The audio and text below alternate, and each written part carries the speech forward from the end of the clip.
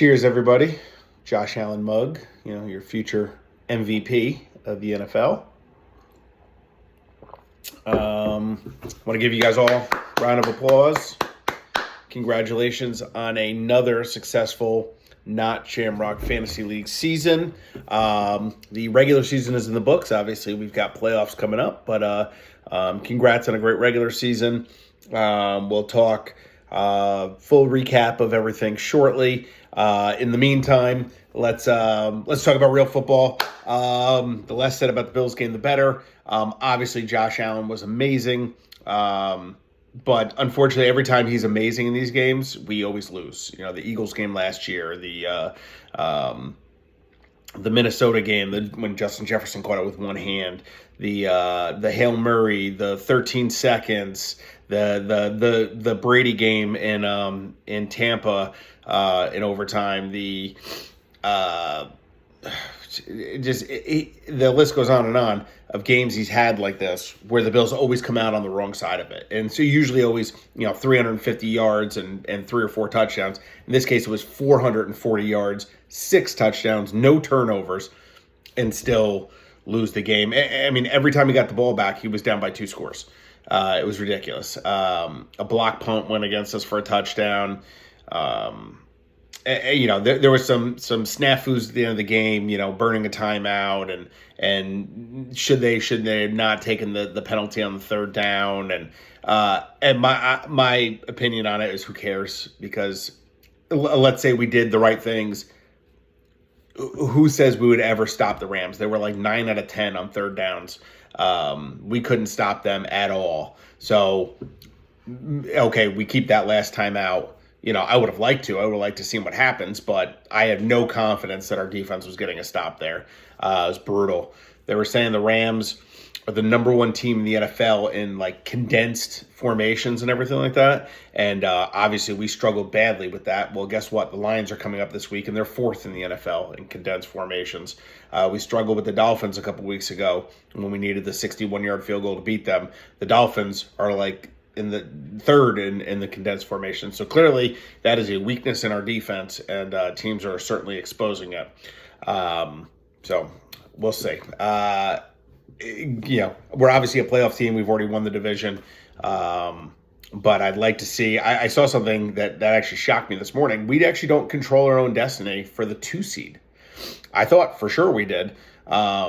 But we don't. If the Steelers went out and we went out, they would have us, we'd have the same record, but they would have us on strength of schedule. We'd have the same conference record, we'd have the same record, but their strength of schedule would be slightly higher than ours. So we actually don't control our own destiny for the 2 seed, which is pretty wild, because I was thinking, 2 seed, hopefully we play Denver in round 1. And then if we can beat Denver, then, hopefully we get a Kansas City, Baltimore matchup in round 2, whereas, we end up drawing like the Steelers to Buffalo in round 2, and then hopefully the inevitable KC Buffalo rematch. So we'll see what happens. We're getting ahead of ourselves. But like I said, MVP currently at minus 400. It's happening. Get on board, folks. As far as the rest of your teams, Jets, come on, man. Win that freaking game. I know probably in the end of the day, it's probably not in your best interest to win it. But, I mean, Devontae Adams, stay in bounds, bro. Like, I don't understand. And I was having an argument with a Dolphins fan at work. He's like, as I said, the Jets gave the Dolphins the game. And his argument was, what about the first 70 plays of the game? You're only talking about one play. And I said, yes, but that one play, if Devontae Adams stays in bounds, the Jets kick the field goal with 16 seconds left in the game instead of 56 seconds left in the game. So the Dolphins get the ball back with, I don't want to say 13 seconds, so I'll say 12 seconds. And, they get the ball back there. Hopefully you kick it through the end zone this time instead of kicking it short and let them get a kick return. But, the chances of the Dolphins winning that game become highly unlikely with no timeouts in that situation. So the Jets gave them the game. I would really like the Dolphins to grab another loss. they're not a team that I really want to see hanging around come playoff time. So Jets, if you could beat them the next time you play them, and hopefully somebody else could beat them as well. So that's the Jets. Obviously, the season has been a complete train wreck. Aaron Rodgers finally got over 300 yards. We should have bet that, Ken. We'll I don't know. I feel like half the Jets fans are saying like, well, let's draft a quarterback, but bring back Rodgers and run it back and do that stuff. And then the other half are like, no, let's completely move on from this and start over completely. So I know some Jets fans want to bring in like Vrabel and keep Rodgers and Devontae and all that and still like they still think that they're the team they were coming into this year. I don't know, but hopefully Jets just keep jetting. Let's see. So on the other hand of that, Dolphins, Marissa, they're still in the hunt. You basically have to win out and then hope for, Denver to start faltering. And obviously you can't have, Denver and Indy play each other this week coming up. So if Denver wins that game, that would basically eliminate Indy. You guys would be like, I think right now you guys are tied with Indy. So that would pretty much knock Indy out of your way. And Indy has a tiebreaker over Miami. So I don't know, do you root for Denver to eliminate Indy and then you just have one team to chase, or do you root for Indy and then bottleneck it up a little bit, but have two teams in front of you with tiebreakers? So I don't know how you feel about that. I would think that I'd rather have Denver lose. They have the better chance of winning it. But we shall see. And then going on, Giants. Bad. Just bad. But you did lose, and you were supposed to lose, and that even though you guys kept trying to win that game at the end, which again, we've talked about this before. I've been through so many bad seasons with the Bills, and there's times where it's like, okay, it's better if we lose, but during the game, when you're watching for those 3 hours, I can't root for my team to lose, and I don't expect you guys to root for your team to lose during the game. You want to see your team perform. You want to see them play well. And then afterwards say, okay, glad we lost that game. That would be that game for the Giants. They didn't play well, but at the end of the game, you say, okay, you know what? Losing is in our best interest now. I will take that.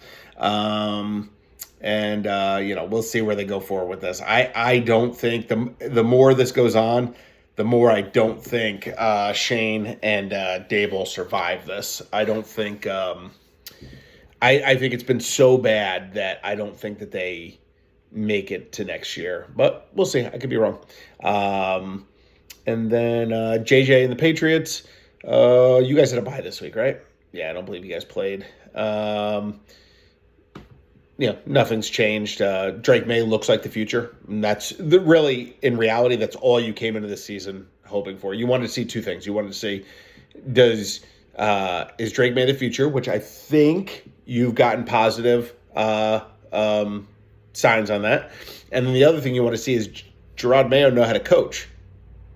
I don't know if you've gotten positive signs on that. That one's still up in the air. I think, though, you do have your quarterback. So that's real football. Talking about real football, Chiefs continue to use devil magic to win. As Marcel texted me yesterday, said, Josh Allen, if you have him on your fantasy team, that's really nice. That's where we're at on the real football stuff. Is there anything else that needs to be addressed? I don't know. It felt like a crappy week of football for all of us. So let's move on from real football. Let's talk about fake football, fantasy. We're not going to really go into all the games because none of the games mattered except for one. I don't know if it came through in my video from last week because I know most of the video ended up not working. But I had said that having JJ and Aaron play each other this week was great. It was like having the last week of Sunday Night Football where they schedule the win and in game for the 8 o'clock game. Last year was the Bills-Dolphins game. And I love that they were playing each other. JJ had two of those this week. He had that one, and he had a matchup with Rob in Ken's league. Both were battles for the 6th seed. Literally, whoever won the game got the 6th seed. Unfortunately for JJ in Ken's league, Rob just straight up disrespectfully, not even starting a quarterback against him, got the win and the playoff spot. It's hilarious.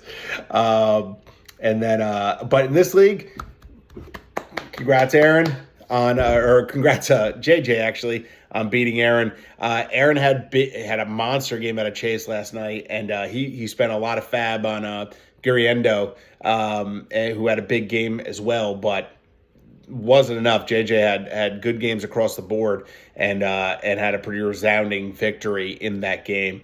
So JJ gets the 6th and final seed. We'll talk seeding and playoff spots and stuff shortly. First, I just wanted to kind of wrap up the year, talk about the year. So we had weekly challenges for you guys. With whoever had the highest score gets a $25 payout. Whoever has the lowest score started off as you're paying $5 towards the highest score of the season, and eventually we changed it to the around week 5. We changed it to you're paying the $5 for our week parlay, 14-leg parlay. We've come close a couple times. We've gotten to like 10 out of the 14. So we've got one more week for it. Courtney will be paying for it this week. And, maybe we'll hit it this week. Maybe this last week we can hit it. But I like that going forward. I think we're going to keep doing that. So just to recap the payouts, Marcel had the high score twice. So he already made himself $50 in this league. Keo, I believe, also had the high score twice. He made himself $50. Ken 125, Marissa 125, JJ 125, and Larry hit it twice. Did I say Larry already? Larry hit it twice for 50. And then I wanted to point out Kyle. Kyle hit it 4 times this year. Won himself $100. So literally half his league fee he already made back in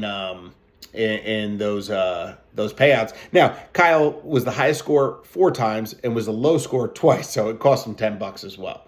And then Richie came through with the highest score this week. We'll talk about Richie's points in a little bit because he's going to be sad when I talk about that. And then for low score, Courtney was the low score this week. He did that twice.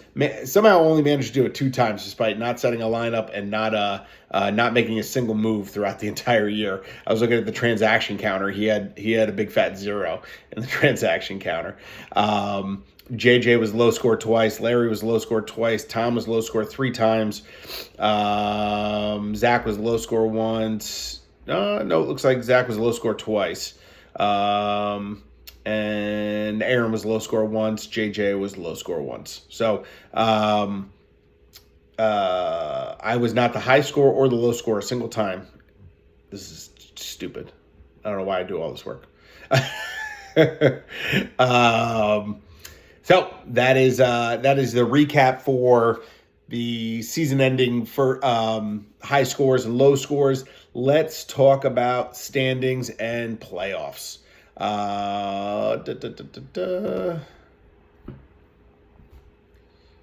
So first, I can't play any music because I'm first of all, YouTube will take it away because reasons. And then secondly, using my phone to record. So can't play any music, but I'd play some sad music, some RIP music for all of those who are no longer with us in the fantasy season. Courtney, we said goodbye to you a couple weeks ago. 2468 challenge coming up. I'll get with Courtney and figure out a day that's good for him. And then I'll let everybody else know if anybody would like to be there and participate. We can, eat some food and drink some beers and watch him struggle through that. Watch him just nail it. Watch him do it in like 2 seconds.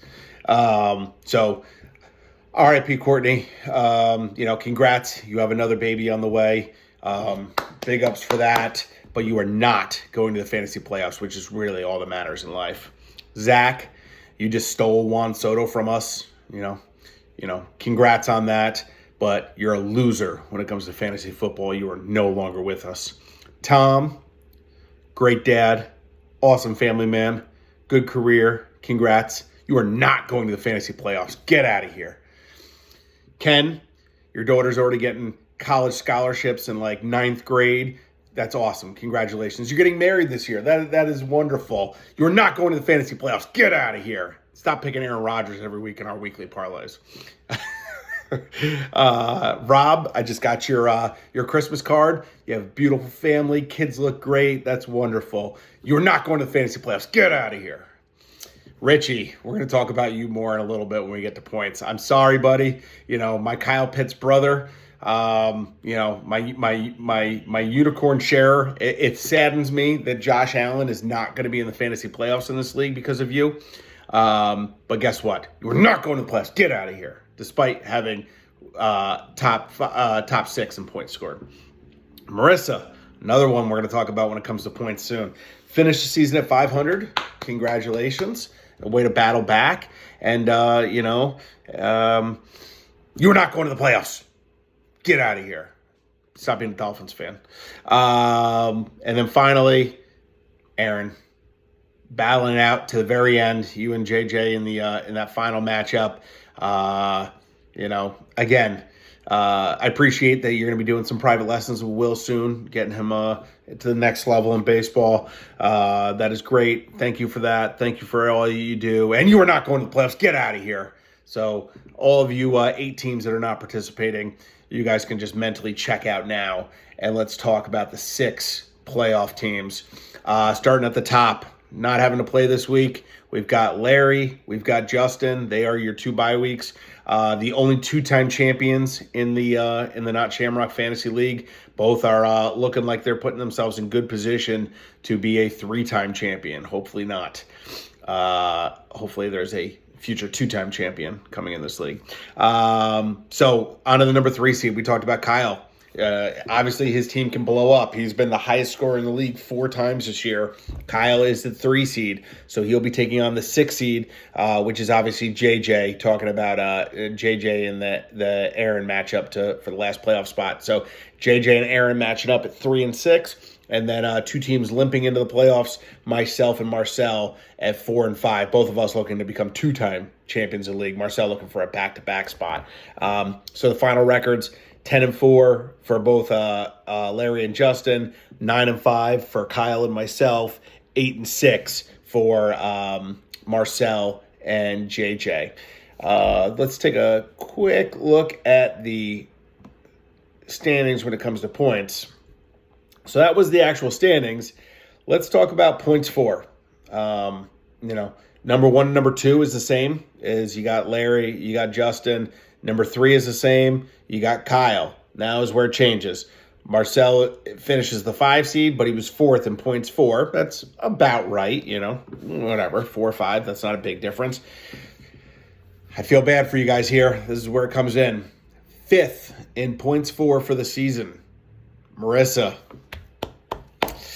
you were a playoff team when it came to points for. Unfortunately, you were not a playoff team when it came to points against.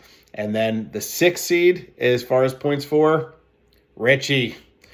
Tough break, brother. Tough break. I'm glad you made the playoffs in Ken's league. I wanted you to sneak in Marcel's league too. But, 6th in points for. We'll talk about points against shortly, and it's not pretty for Richie. And then after those 2 comes the 2 playoff teams, myself and JJ. So if we were just simply a points for league, me and JJ would be out, Marissa and Richie would be in. So, like I've said before, it's better to be lucky than good.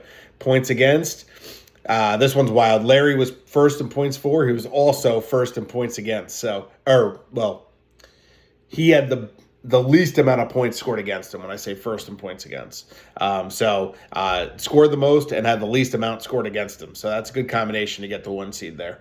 I came in 2nd in points against, Justin 3rd, Aaron 4th, JJ 5th, Tom 6th, Marcel 7th, Rob 8th, Marissa 9th. That obviously factors into her not making the playoffs. Kyle 10. Kyle had a lot of points scored against him. and still managed to be a playoff team, which is it's a testament to his team there. Ken 11th, Courtney 12th, Zach 13th, and then Richie with 1,860 points scored against him, had the most points scored against him in the league, which obviously factored into him not being a playoff team in this league. So tough break there, but there's always next year, unless you do what you did the one year where you just quit all the fantasy leagues. Don't do that. So yeah. This week, obviously, Justin and Larry get the week off. They'll wait for the winners of this week's matchups. And we have me versus Marcel, JJ versus Kyle. Right now,